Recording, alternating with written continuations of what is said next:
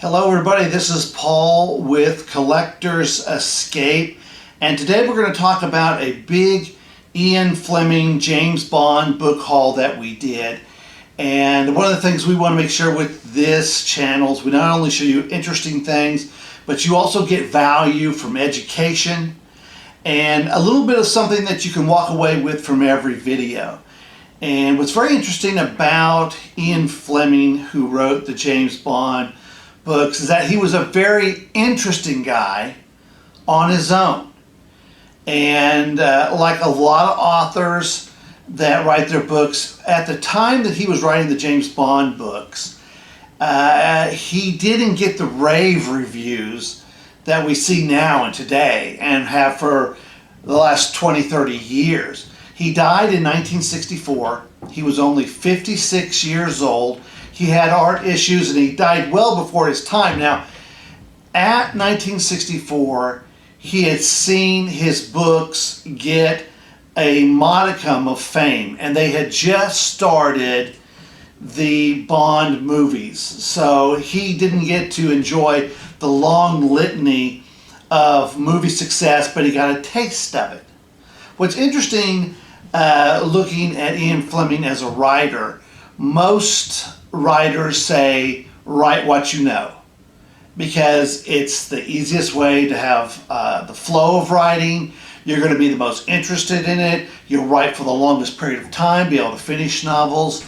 And that's certainly what Ian Fleming did. And I didn't know this until I had read his autobiography and started studying him.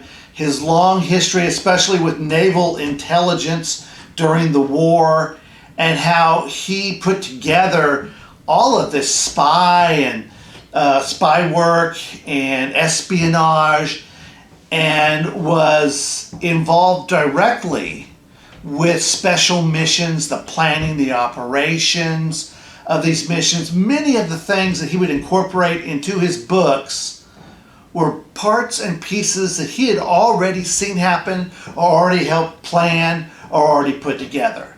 Now, when his books came out, he took a lot of heat. There were a lot of critics of Ian Fleming's books. And even like they would be today, the biggest critics were those that said that James Bond was a glorified villain, a criminal. Here was a rogue, a spy that would kill on behalf of the government with, almost no discretion. A rogue who would slap women and bed women and move along. He was considered by many to have written books, Ian Fleming, that were just really almost seedy in nature. Another interesting thing about Ian Fleming as an author was that his books were very visceral. They were very strong with emotion. They were strong with planning, but they were very meat and potatoes. In that you had the good guys and the bad guys, and they went out and they punched it up. Ian Fleming was known as the author of the short sentence, 3-word sentences, 4-word sentences, 5-word sentences. Here's an example of an Ian Fleming sentence. The machine gun coughed, period. 3 words. And yet, visually, you can see a whole lot.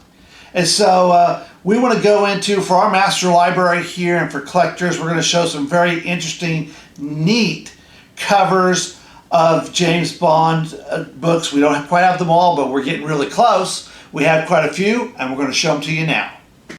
Now, this book lot that I purchased and a couple of book hauls from the bookstores, we pulled up 1960s covers for James Bond. And I like this because these are really classic. They are cool covers.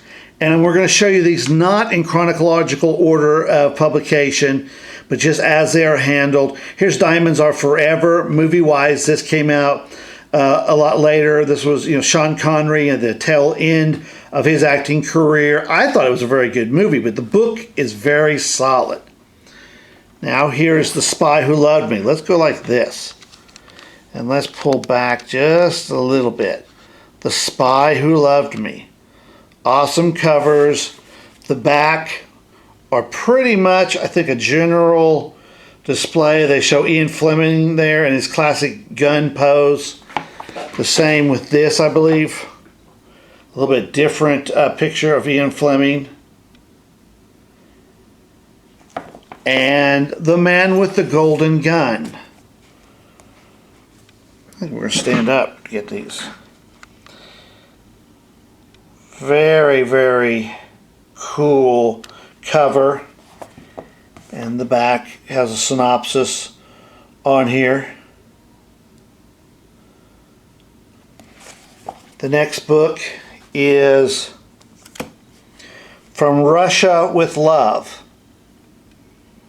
And this, I have 2 of these, so we're going to give one of these away, even though this was a $5 or more book a piece. It was a little bit hard to find.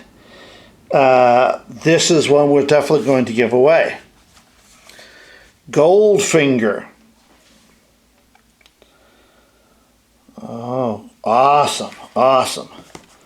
You get to see the backside of the actress there. Later we'll show you Goldfinger signed photographs from the actors and some of our other collectors' things we have going on. Moonraker. Moonraker was an interesting storyline because it melded pure science fiction with spycraft. Of course, in the movie series you have Jaws and other really iconified bad guys in there. Some people didn't like that, but I thought it was really cool. Here's Thunderball. Thunderball. And if you're like me, when you hear James Bond movie music, you know it immediately. You know it.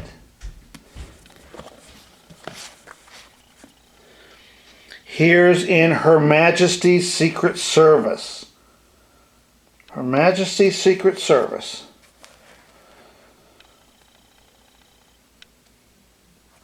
These are all 1960s, and you can see they're all in the same kind of artistry set. Live and Let Die. I really like that. Of course, this was Roger Moore in the acting part of that, which was also had some very cool villains in it as well. Look at this version. You Only Live Twice. Oh, wow. Very, very. First time in paperback. All of these will go into our specials. You know, we're not going to get rid of these. We're keeping these.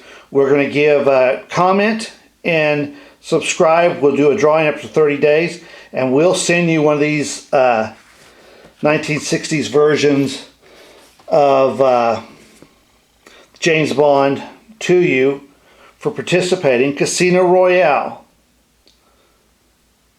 Very, very interesting artistry here. Let's see what's on the back side.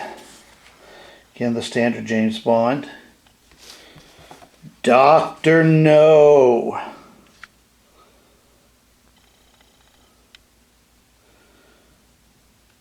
Very interesting as well. All of these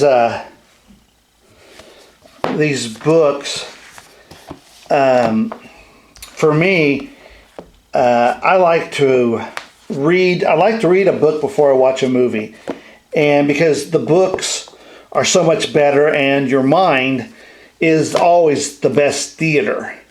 But it doesn't always happen.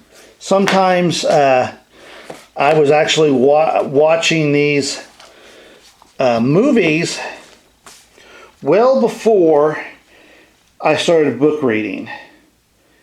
And so now, to go back and to read these again, you'll find that these stories may have radical changes from the movies.